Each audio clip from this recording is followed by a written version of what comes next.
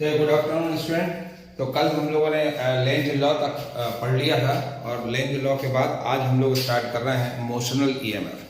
Motional EMF का मतलब क्या कि किसी मैग्नेटिक फील्ड के अंदर अगर किसी कंडक्टर को मोशन कराया जाए, if inside a magnetic field motion is set up of a conductor, किसी मैग्नेटिक फील्ड के अंदर अगर मैग्नेट या किसी कंडक्टर का मोशन अगर सेटअप किया जाए तो उस समय उस कंडीशन पर उसके अंदर जो ईएमएफ प्रोड्यूस होगा that EMF is called motional EMF. तो राइट डाउन पहले मोशनल ईएमएफ को डेफिनेशन लिखो। If any conductor is kept inside a magnetic field, if any conductor is moved inside a magnetic field, if any conductor is moved inside a magnetic field and EMF produced by the motion of the magnetic field and EMF produced by the motion of the magnetic field, then this EMF is called motional EMF. This EMF is called motional EMF. ठीक है, मतलब किसी भी conductor को अगर magnetic field के अंदर move कराया जाए तो उसके मोशन के कारण जो ईएमएफ प्रोड्यूस होगा that is called motional EMF. Okay, इतना समझ में आ गया। चलिए हम एक सपोज कर लेते हैं कि here is one magnetic field. Let इस प्लेन ऑफ पेपर, इस सरफेस के ऊपर मैग्नेटिक फील्ड अंदर जा रहा है। तो there is a magnetic field like this. मैंने इस जगह पर एक मैग्नेटिक फील्ड क्रॉस करके बना दिया। So this is one magnetic field, ये एक मैग्नेटिक फील्ड हमने यहाँ लगा दिया। Understand? So this is one magnetic field which is plane of paper inward. ये plane of paper inward है। This is a magnetic field, ठीक है। And here is one frame, एक frame मैं बना तैयार कर रहा हूँ। This is one frame, here is one frame. The length of this frame, this is इसकी length, ये suppose करो ये इसकी length है L, इसका ये frame L है, ठीक है। और इस फ्रेम के ऊपर एक दूसरा, इस फ्रेम के ऊपर एक दूसरा मूवेबल, इस फ्रेम के ऊपर एक दूसरा मूवेबल पार्ट रखा हुआ है। Suppose this is iron rod या सब्सटेंस है and here is one substance, ठीक है। This can be moved easily, ये इसके ऊपर स्लाइड कर सकता है over this one. Let this point is P and this point is Q। Suppose करो this is A point, this is R point और PQ हमने ये ले लिया। लीव इट पॉइंट लेने से यहाँ पे लिख दो A, this is small b, small c and small d। हमने कैपिटल A और D कैपिटल इसे ले लिया था, कोई B इस मैग्नेटिक फील्ड तो थोड़ा सा कंफ्यूजन होता है। नाउ यहाँ से लेकर यहाँ तक का डिस्टेंस सपोज करो x। Now this distance is x। मेरी बात समझ आ गई आपको? नाउ दिस वायर एस्केप, जो PQ वायर है, ये PQ वायर इसके ऊपर इजीली स्लाइड कर सकता है। Now it is kept at a distance of x. Now in that situation what the area enclosed inside is, that area is APQBA। ये area इसके अंदर है यानी इसके अंदर से मैग्नेटिक फील्ड अभी पास हो रहा है। So there is no change in a magnetic field। अभी मैग्नेटिक फील्ड में कोई भी चेंज नहीं आ रहा है, ठीक है ना, क्योंकि still at the time t अभी भी इस जगह पर मैग्नेटिक फील्ड उतना ही जा रहा है। मेरी बात समझ आ गई? अब इसको मैं इस डायरेक्शन में अगर वेलोसिटी दिया, late I am giving a velocity this one, मैं इस फ्रेम को ऐसे रखा और PQ वायर को उसकी तरफ खींचा वे वेलोसिटी से। Let at the time dt, इस टाइम dt के बाद इसमें यहां से लेकर यहां तक ये खिसक गया। लेट ये पार्ट इतना खिसक गया। मेरी बात समझ आ गई? इतना पार्ट ये खिसक गया, यहां से लेकर यहां आ गया and now it displace here, ये डिस्प्लेस हो गया। सपोज करो ये dx पार्ट इतना डिस्प्लेस हो गया यहां एट द टाइम dt। किस टाइम पर? dt टाइम पर ये यहां आ गया। तो भैया जब इनिशियल स्टेज था तो इनिशियल स्टेज पर इस जगह पर मैग्नेटिक फ्लक्स की वैल्यू क्या थी? इस जगह पर मैग्नेटिक फ्लक्स की वैल्यू phi = b × a, मैं ये लिख सकता हूं। और एरिया अगर मैं इस जगह पर लिखूंगा तो मेरे पास आ गया phi = b L × x। इतना इनिशियल स्टेज पे था। इनिशियल स्टेज पे फ्लक्स की वैल्यू ये थी, ठीक है। That is not going to change, but अब चेंज होगा। कैसे? PQ को मैंने सरकाया, PQ को v वेलोसिटी दिया and eight the time dt it covers a distance x dx। इतना डिस्टेंस कवर कर दिया। सो देयरफॉर अब जो फाई में चेंज आएगा वो फाई कितना आ रहा, ना फाई अब आएगा तो इस कंडीशन में इसका new area, the new area becomes, कितना हो गया new area becomes A dash is equal to, now this is we can write L, यहां पे हो गया x प्लस dx, इतना आया, ठीक है, x चला और dx ये हो गया और उसके लेंथ l, तो इतना आ गया इसका न्यू एरिया। मेरी बात समझ आ गई? तो फ्लक्स अब इसका क्या हो जाएगा, phi dash is equal to b तो वही रहा, न्यू एरिया हमारे पास कितना आ गया l x प्लस dx, ये आ गया आपका न्यू एरिया। मेरी बात, तो न्यू फ्लक्स, ये न्यू फ्लक्स मैग्नेटिक फ्लक्स की वैल्यू इतनी आ गई। मेरी बात समझ आ गई? ठीक है, कितना आया, तो चेंज इन फ्लक्स कितना आया, तो चेंज इन फ्लक्स, तो हम ये निकालें चेंज इन फ्लक्स, इसको खींचने के बाद यानी इस रॉड को मैंने यहां से आप खींचा, dx डिस्प्लेसमेंट हुआ in the time dt with velocity v, तो उस कंडीशन पर इसमें कितना फ्लक्स में चेंज आया, तो चेंज इन फ्लक्स यानी आपके पास यहां आ जाएगा कितना v l, this is x plus dx minus यहां क्या है v l x, यही होगा। मैं यहां पे लिख दिया v l x plus v l dx minus v l x, this and this figure can be cancelled, यानी आपके पास आ गया कितना v l dx, कितना समझ में आ गया? ठीक है, ये चेंज इन फ्लक्स आया and del phi, del phi that can be written as d phi, ये हमारे पास आया इतना।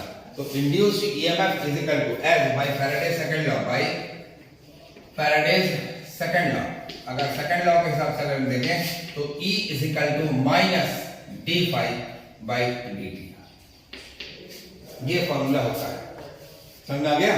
इतना आया, तो E is equal to minus d phi by dt, इतना आया, तो यहां पे आ गया E is equal to minus this d phi is written here what v l dx, this is v l dx upon dt, ठीक है। तो E is equal to dx by dt as dx by dt is equal to क्या होता है v, ठीक है, यहाँ पे v हो रहा, ठीक है, तो इस जगह पर E is equal to आपके पास आ गया माइनस v l v, ये EMF इसमें के अंदर प्रोड्यूस हुआ, यहाँ पे EMF प्रोड्यूस हो रहा है इसके अंदर इस रॉड के कारण, कितना समझ आ गया? तो चलिए आपके पास लिखिए, consider A B C D, consider A B C D, consider A B C D is a frame is kept inside a magnetic field, is kept inside a magnetic field where magnetic field is acting, where magnetic field is acting perpendicular, where magnetic field is acting perpendicular to the plane of paper, to the plane of paper inward,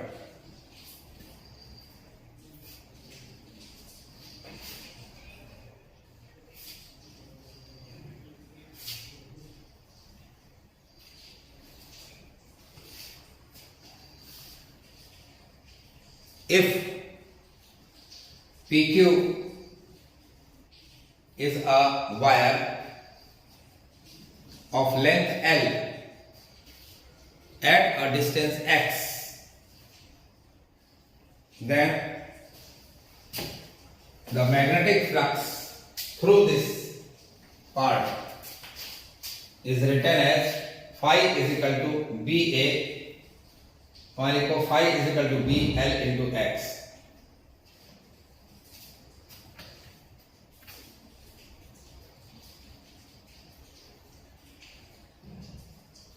हो गया।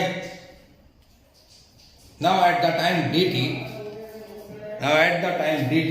if PQ wire slides, if PQ wire slides, PQ wire slides a distance dx with a velocity v, with a velocity v,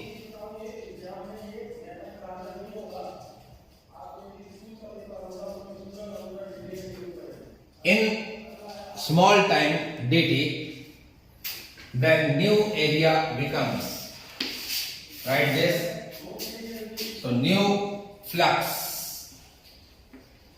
ये लिखिए, so change in flux ये लिखिए, by Faraday second law कर डालिए फटाफट।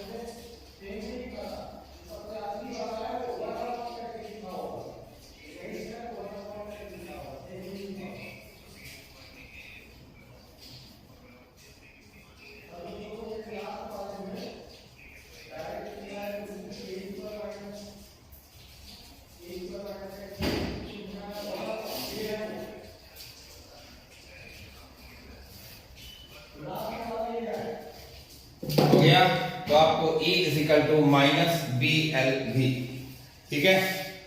Now what the negative sign indicates here, यहाँ पे आप लिखोगे the negative sign indicate EMF always in opposite direction, EMF always oppose the motion of PQ wire, oppose, ये इस डायरेक्शन में मूव कर रहा है, तो EMF जो कर रहा है वो इसको अपोज कर रहा है, तो write down negative sign indicate EMF always oppose the motion of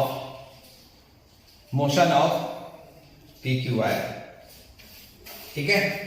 now you see here, अब अगर यहां गौर से देखो इसको, ये तो हमारे पास E is equal to BLV आ गया, ये तो मोशन अपोज कर रहा है, ये बताया इसके, ठीक है।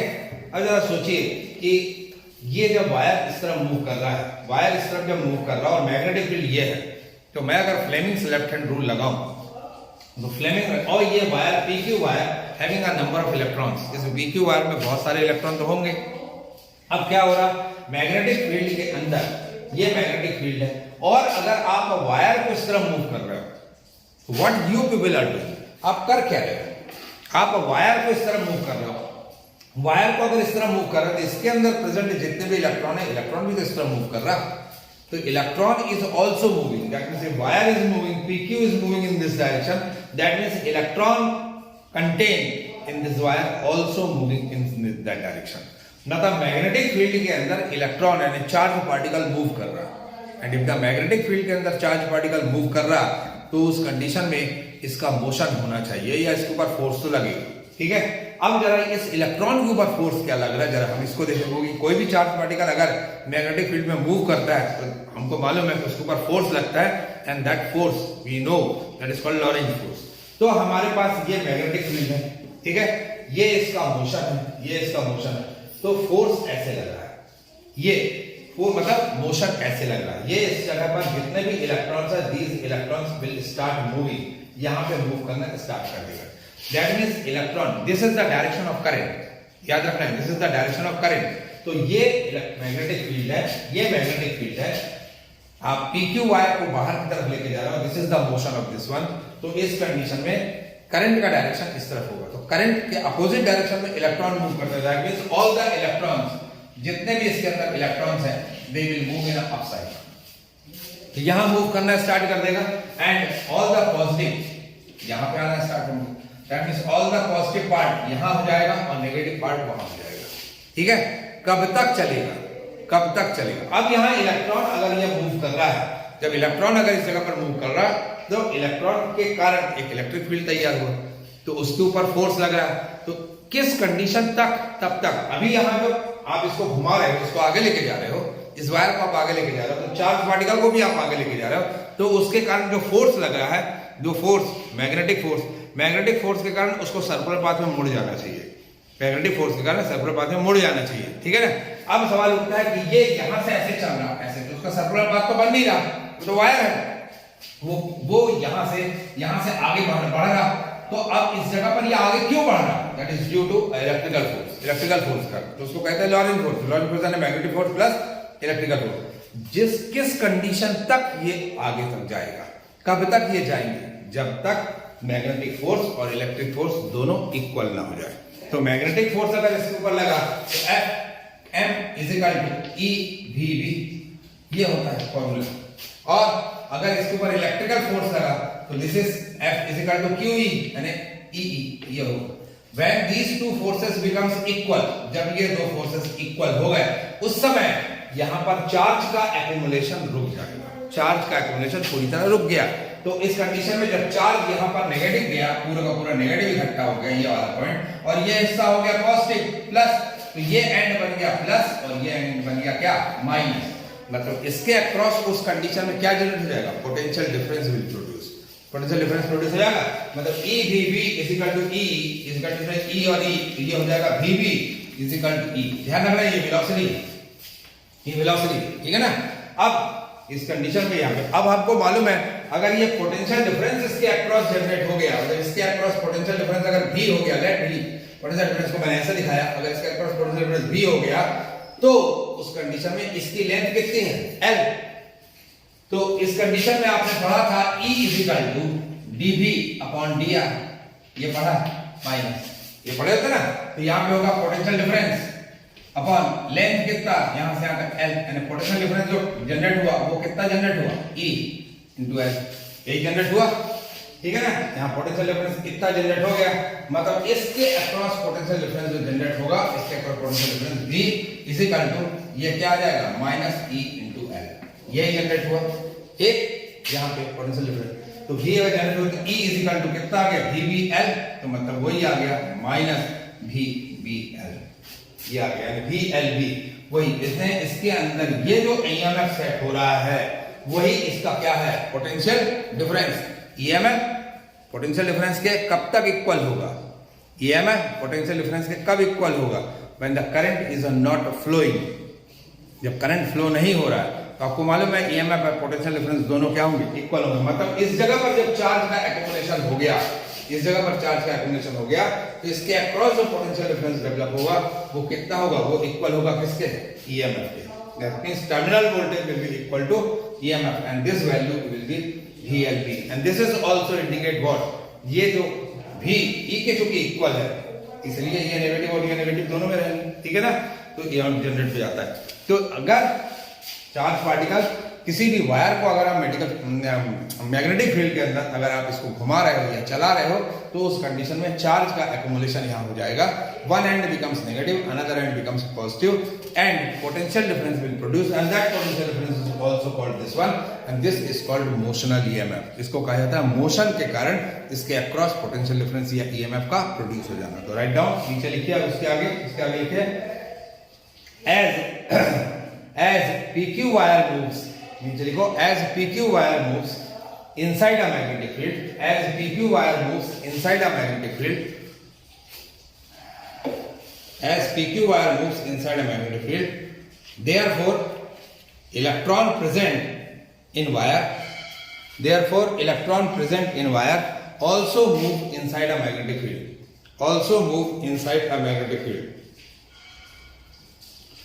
therefore electron experience a magnetic force,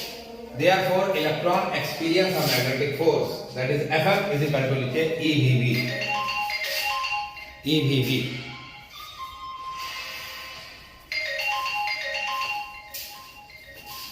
Due to this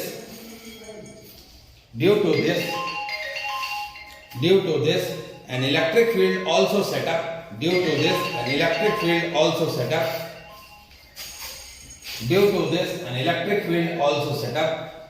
across the end of wire which is given by Fe is equal to EE,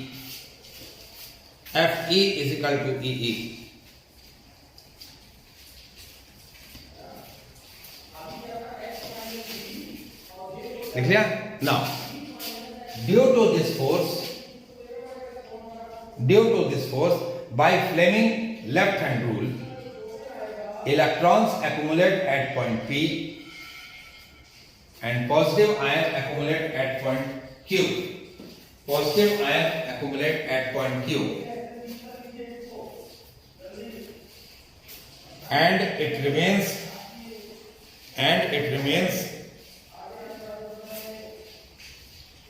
in a continuous path till then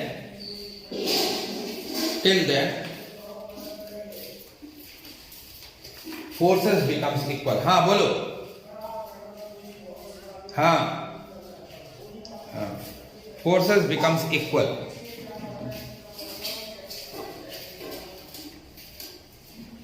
Hence accumulation will stop in balance condition.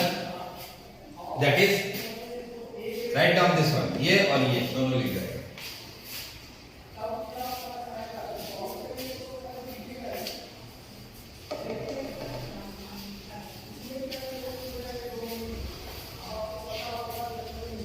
The potential difference between P and Q. The potential difference between P and Q is given by V is equal to minus E dot dl. Hence, V is equal to minus dlV. This potential difference or EMF, this potential difference or EMF set up across the conductor is called motional EMF.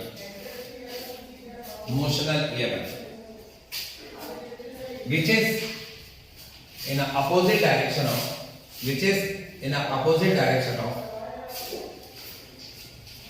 motion of a conductor. तो चलिए ये motional EMF ये आ गया E is equal to VLV. अब motional EMF में ही part है current setup in loop inside a magnetic field. तो चलिए current setup in a loop inside a magnetic field के अंदर करंट कैसा सेटअप होगा. अब सवाल उठता है यहाँ इलेक्ट्रॉन सेट हो गया. अब चूंकि यहाँ वायर है तो naturally electron will start move. Electron यहाँ से मूव करेगा, यहाँ से मूव करेगा, यहाँ से मूव करेगा और ऐसे चलेगा. तो इस P A B Q में करंट फ्लो होना स्टार्ट हो जाएगा. सपोज करो इस ये जो वायर है, इस वायर का रेजिस्टेंस R है, तो तब क्या हो जाएगा I इज इक्वल टू यहाँ इलेक्ट्रॉन E अपॉन क्या आ गया R. ठीक है, और E upon R I is equal to sorry E is upon I is equal to formula क्या होता है Q अपॉन T. ठीक है ना. और पोटेंशियल डिफरेंस जो सेटअप होता है इसका लिए क्या करें तो I V is equal to IR. तो V I is equal to इतना दिया हो जाएगा I is equal to E upon R और E इज इक्वल टू ये हो जाएगा क्या VLV अपॉन R. तो this is the value of current. तो नीचे लिख लीजिए let R is the resistance of the wire, then current formed in a loop, then the current produced in a loop is given by I is equal to E upon R. Minus sign हमने नहीं लगाया क्योंकि minus sign हम क्या दिखा रहा हूं opposite direction में. तो I is equal to VLV upon R. तो आपके पास एक फॉर्मूला बन गया यहाँ E is equal to VLV, दूसरा I is equal to VLV upon R. Second निकाल लीजिए फोर्स. ये आपका आ गया. नेक्स्ट लिख लीजिए फोर्स एक्टिंग ऑन वायर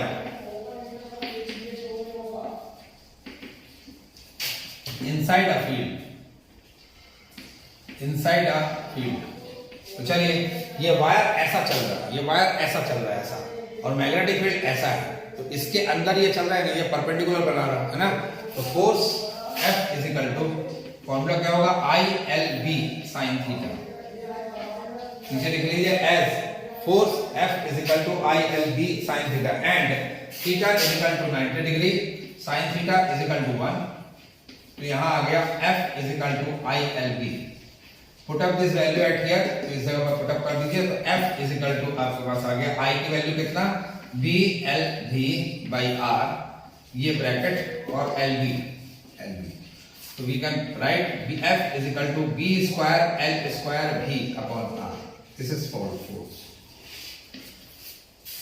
ठीक है, power delivered by external force, आप पावर भी निकाल लो इसके साथ, फोर्स एक्टिंग ऑन वायर, इसके बाद लिख लीजिए पावर। नेक्स्ट आपका आ जाएगा power, power delivered by the external force,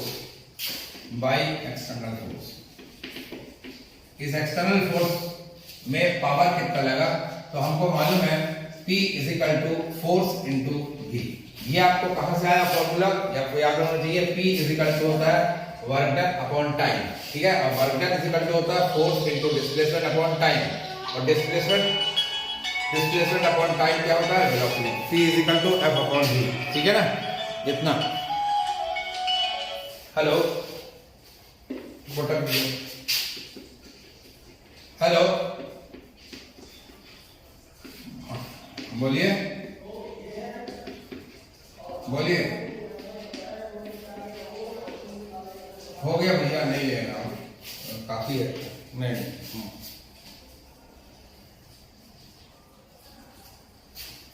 ठीक है, समझ आ गया।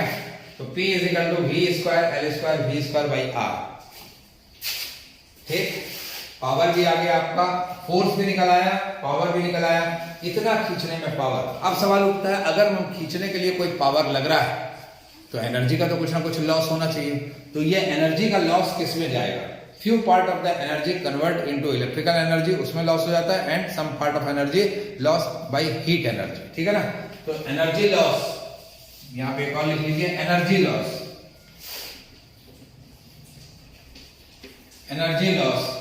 ड्यूरिंग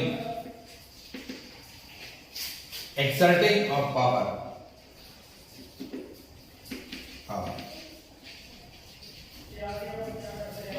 नीचे लिखिए, as power force is applied on a wire, as the force is applied on a wire, some part of mechanical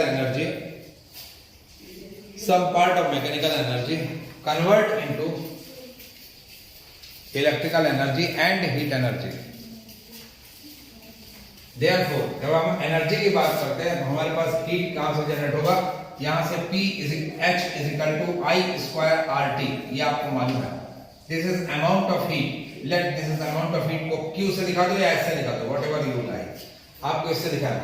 तो power H upon T is equal to I square R, ये आपको मालूम है, ठीक है। H by T is equal to, and this is power, तो आपके पास आ जाएगा कितना, P is equal to I square R, and I की वैल्यू आपने निकाला था, कितना निकाला था, I की value B square L square V square upon R square, ये हो जाएगा इनटू R। तो this and this figure cancel, तो P is equal to again B square L square V square upon R। This is the loss of energy, PL, the loss of energy, ऐसा लिख लीजिए। तो ये आ गया आपका, इतना ही, जितना आपका पावर लग रहा है उतना पार्ट ही अगर कहा जाए तो वो एनर्जी कन्वर्ट हो जा रही है किसमें, इलेक्ट्रिकल एनर्जी में, एंड सम पार्ट इसका कुछ क्या हो जाता है, हीट एनर्जी में लॉस हो जाता है। ये क्लियर कर दिखा रहा कि हमारी जितनी मैकेनिकल एनर्जी थी, जितनी मैकेनिकल एनर्जी हम पावर यूज कर रहे थे, उतना यूटिलाइजेशन हमारा किसमें हो जाता है, इलेक्ट्रिकल एनर्जी में हो जाता है। लेकिन this is an ideal condition, या आइडियल कंडीशन में एनर्जी का यूज हो रहा है, इलेक्ट्रिकल एनर्जी में कन्वर्ट हो रहा है। लेकिन देखा जाए तो some part of energy thermal energy में भी लॉस होता है। अगर किसी वायर से करंट अगर गया, यहाँ से वायर गया और ये रेजिस्टेंस लगा हुआ है और इसके साथ मैंने सेल लगा दिया, तो करंट अगर यहाँ से फ्लो हो रहा है इस कंडीशन में, तो यहाँ से जब चार्ज फ्लो होगा तो इसमें पूरा का पूरा इलेक्ट्रिक एनर्जी में कन्वर्ट हो जाए, ऐसा तो नहीं होता है, सम पार्ट थर्मल एनर्जी में लॉस हो जाता है। मतलब ये law of conservation of energy को वायलेट नहीं करता है, मतलब एक एनर्जी दूसरे एनर्जी में पूरी तरह कन्वर्ट हो जाती है। ये आपको क्लियर दिखा रहा है कि yes, it proves the law of conservation. नीचे लिख लो, it proves that during the motion of conductor energy convert into one form to another form. Energy convert into one form to another form. Yes. चलिए, अब आपके पास ये एक topic के बाद एक अनदर टॉपिक आता है, that is also very important. ये भी बहुत इंपॉर्टेंट टॉपिक है. And what is that topic? The topic is, write down, induced EMF, expression of induced EMF, comma, and the induced current, expression of induced EMF and the induced current when any metallic rod of length L, is rotated inside a magnetic field.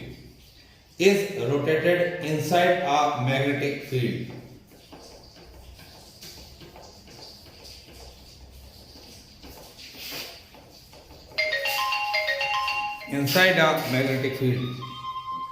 हाँ बोलो.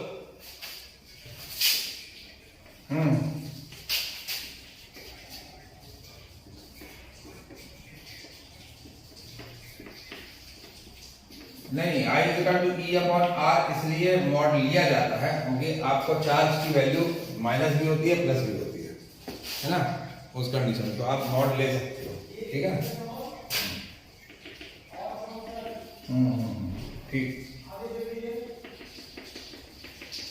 Now this is a magnetic field. Suppose ये एक magnetic field है and in this magnetic field there is one rod. ये एक rod है and the length of this rod is suppose be a L. इस rod की length यहां से यहां तक L है. ठीक है, और ये रॉड इस डायरेक्शन में रोटेट कर रहा है. देख, ये रॉड को इस डायरेक्शन में हम रोटेट करा रहे हैं, सर्कुलर पाथ हम रोटेट करा रहे हैं. तो ये रॉड जब यहां से यहां रोटेट करेगा तो हर बार, मतलब ये रॉड अगर ऐसे रखा, सपोज करो यही रॉड है और ये रॉड ऐसे रखा है, तो ये मैग्नेटिक फ्लक्स यहाँ से जरा देखोगे तो इस कंडीशन में ये ऐसे था, फिर कुछ देर के बाद ऐसे गया, फिर ऐसे आया, मतलब अपना एरिया, डिफरेंट एरिया स्वेप्ट कर रहा है.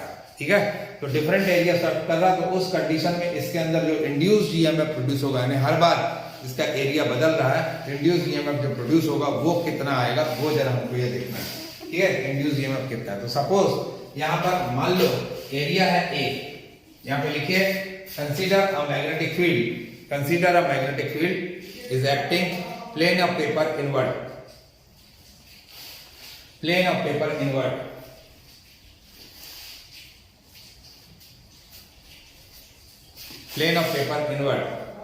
A length of a rod is L.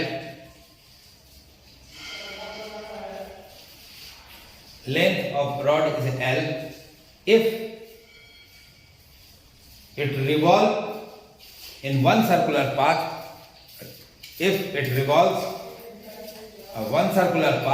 in a duration of time t,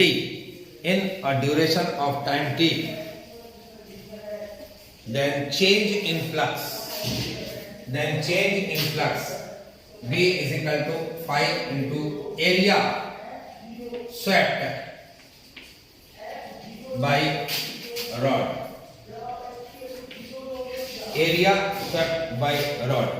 ठीक है, तो V is equal to phi, magnetic flux क्या लिख रहा है, phi is equal to V into area swept, यानी phi is equal to V, this is कितना होगा, pi L स्क्वायर. यही होगा ना एरिया ऑफ सर्कुलर पाथ, इसका इतना होगा, इतना एरिया ये स्वेप्ट कर दिया, इतना एरिया पर मैग्नेटिक फ्लक्स अलग अलग हो रहा. Now change in a magnetic flux, induced EMF.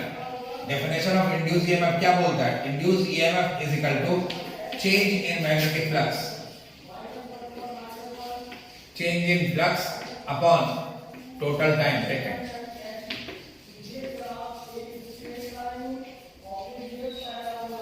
So this is called what? Induced EMF. So induced EMF is equal to, यहाँ पे क्या हो जाएगा, E is equal to phi V pi L square upon total time t, and time t 1 upon frequency F is equal to क्या होता है, F is equal to 1 upon time t. So this can be written as E is equal to V pi F. L square. ये इसके अंदर क्या आ गया, induced EMF में प्रोड्यूस हो गया इतना। समझ में आया, इंड्यूस्ड ईएमएफ इतना प्रोड्यूस हो गया। ठीक, आप इसको दूसरे तरीके से भी कर सकते हैं कि अगर हम फ्रीक्वेंसी आपके पास यहाँ है, यहां पे आप ये ले सकते हो एज एंगुलर वेलोसिटी से भी ले सकते हो, angular velocity of rod can be written as omega. Omega is equal to क्या लिखा जाता है, 2 पाई बाय टी, ये लिखा जाता है। और omega is equal to what we can write, 2 pi nu या एफ, ये लिख सकते हैं। यानी एफ इज इक्वल टू आप लिख सकते हो ओमेगा अपॉन 2 पाई। तो ओमेगा के टर्म्स में अगर आपको निकालना है तो अब आपके पास क्या आ जाएगा, induced EMF E is equal to V pi F की वैल्यू देखो, omega upon 2 pi, omega upon 2 pi L square, यही है ना, यहां देखो जरा। ठीक है, तो पाई और पाई कैंसिल हो गया, तो आपके पास E is equal to half V omega L square. This is also induced. Induced EMF के दो फॉर्मूले आपको मिले, one formula is like this and another formula is this. Understand? तो एक कंडीशन में एक क्वेश्चन इस तरह से भी होता है जिसमें फ्रीक्वेंसी दिया हो और जिसमें एंगुलर दिया हो वेलोसिटी, तो वो होगा। हाँ बोलो। कहेगा अमन आ गए, तुम बोल रहे थे कल आओगे, आ गए आज, कोई चीज वेट करो थोड़ा सा।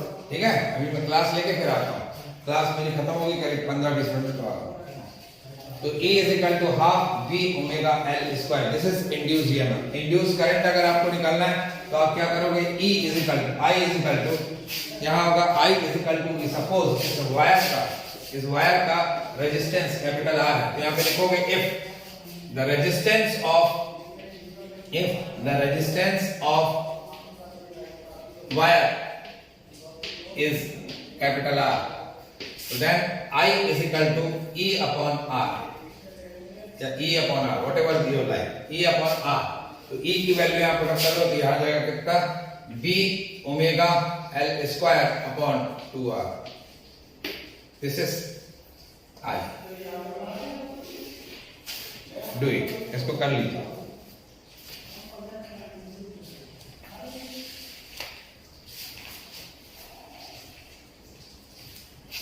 हो गया? ठीक है, समझ में आ गया? इसको आप बहुत अच्छे से समझ लीजिए और अच्छे से कर लीजिए।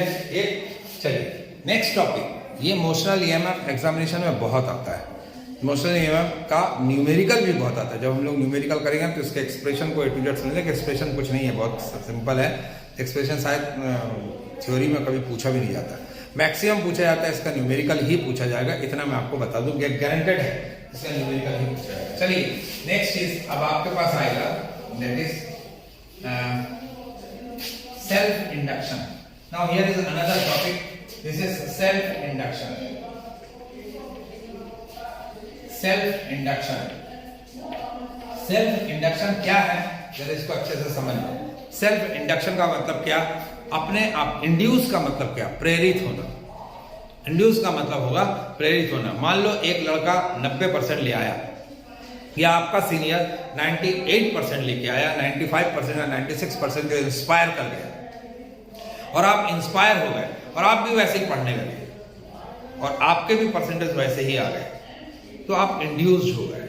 इंड्यूस यानी होता है प्रेरित करना, यहाँ पर भी वो है सेल्फ इंडक्शन, यानी अपने आप में प्रेरित करना। अपने आप में मेरे अंदर ही कुछ चीज ऐसा है कि मैं अपने आप से ही प्रेरित हो जाऊं। मतलब मेरा परसेंटेज पहले 60 आता था, 70 आता था, अचानक 80 आने लगा, 1-2 साल 80% आने लगे, 80, 84, 83 ऐसे आने लगे, तो मैं इंड्यूस हो गया। मैंने कहा कि नहीं, मैं इससे भी ज्यादा और अच्छे से कर सकता हूँ। यहाँ पर भी वही चीज है कि एक आपके पास यहाँ पर एक कॉइल रखा है, हियर इज वन कॉइल, एक कॉइल रखा है और इस कॉइल में करंट फ्लो हो रहा है। दिस इज वन कॉइल, ये कॉइल है और इस कॉइल में करंट फ्लो हो रहा है।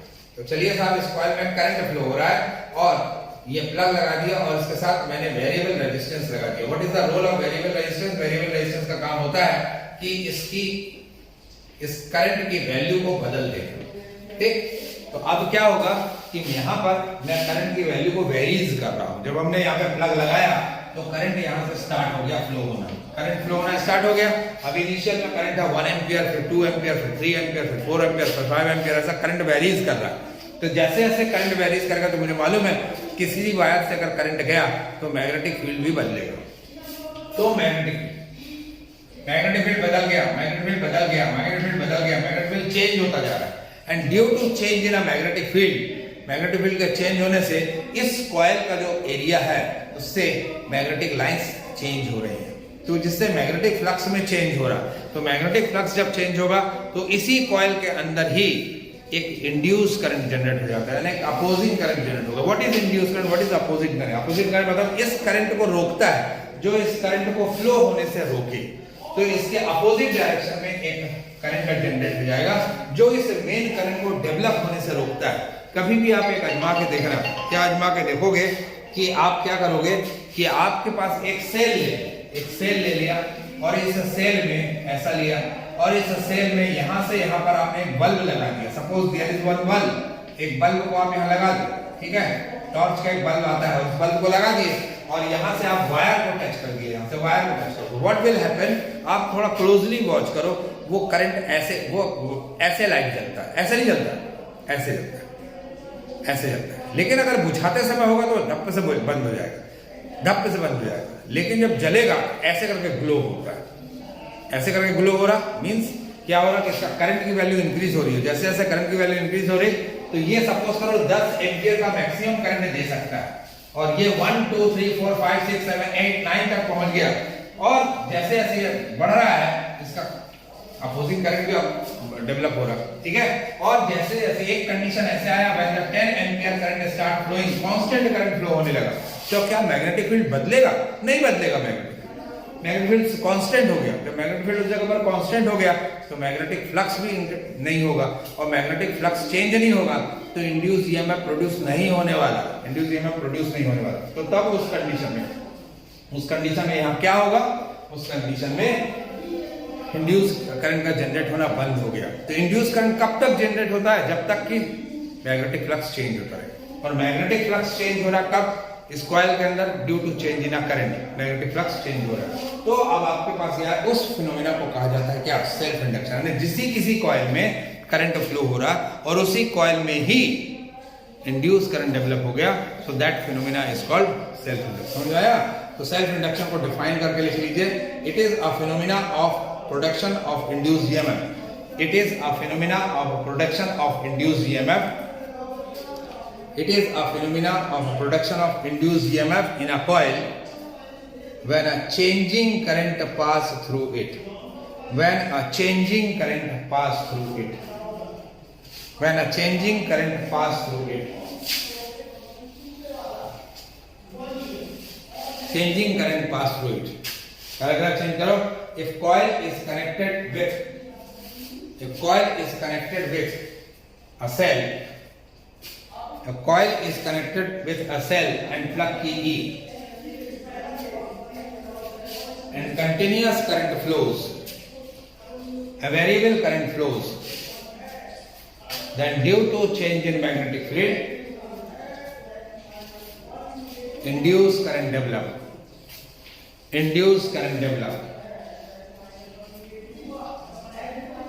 in a opposite direction. Induced current develop in a opposite direction. This phenomena is called self-induction. This phenomena is called self-induction. ये डायग्राम बना लेना, ठीक है। अब आप साइड में लिखो कोएफिशिएंट ऑफ सेल्फ इंडक्शन।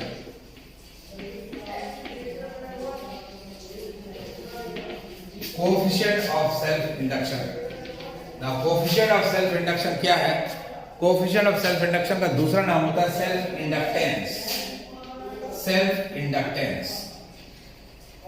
अब जरा देखो क्या होगा। इंड्यूस करंट कब डेवलप हो रहा है? Due to change in flux. यानी फ्लक्स जब तक चेंज होगा तब तक इंड्यूस करंट डेवलप होगा। यहां पर भी वही, यानी फ्लक्स जितना चेंज होगा इंड्यूस करंट उतना ही चेंज होगा, ठीक है, इंड्यूस करंट उतना ही बढ़ेगा। तो फ्लक्स जैसे जैसे चेंज होगा induce current, flux is directly proportional to what, current. तो flux is directly proportional to current. यानी phi प्रोपोर्शनल I और phi इज इक्वल टू आप क्या लोगे L. ये आपको पता गया, phi is equal to Li. इतना समझ में आ गया. तो ये what is L here, this L is called self inductance या कोएफिशिएंट ऑफ सेल्फ इंडक्शन. इसको कहा जाता है कोएफिशिएंट ऑफ सेल्फ इंडक्शन. समझ में आ गया. L की वैल्यू होगा कोएफिशिएंट ऑफ सेल्फ इंडक्शन. ठीक, यह किसके ऊपर डिपेंड करता है, ये डिपेंड करता है एरिया के ऊपर. कितना एरिया है, एरिया जैसे जैसे बड़ा होगा फ्लक्स की वैल्यू भी बदलेगी. आप वो phi is equal to b है, उससे आप जानते हो. तो क्या एरिया के ऊपर डिपेंड करता है, शेप के ऊपर डिपेंड करता है. ठीक है, तो phi is equal to Li और L is equal to phi upon pi. We can write this one also.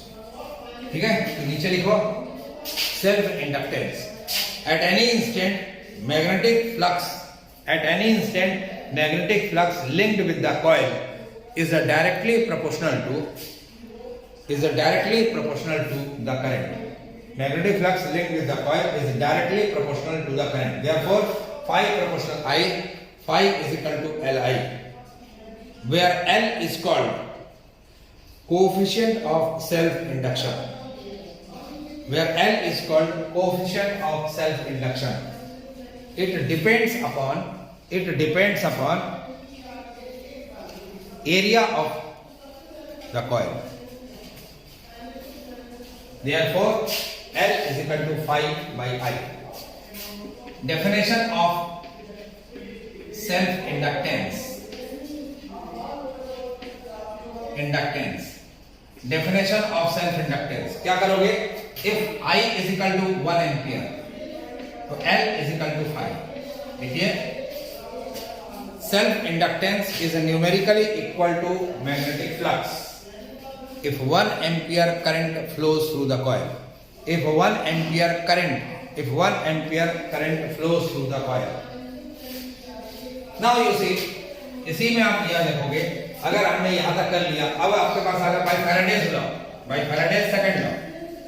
Faraday's second law क्या बोलता है, E is equal to minus d phi by dt या प्लस होगा, and phi is equal to क्या है Li. तो E is equal to minus L di by dt. This is also can be formulated. इसको भी formulate किया जा सकता है. अब यहाँ पे भी अगर करेंगे if di by dt is equal to what 1 ampere per second, तो E is equal to कितना आ गया minus L. तो क्या लिखोगे, induced EMF is numerically equal to self inductance when the rate of change of current is 1 ampere per second. Induced EMF is numerically equal to the self inductance when rate of change of current is 1 ampere per second. What is the unit of the self inductance? Unit होगा क्या, Henry. Self inductance की unit क्या होती है, Henry. चलिए next time पर हम लोग मिलेंगे फिर से नेक्स्ट वीडियो. Thank you.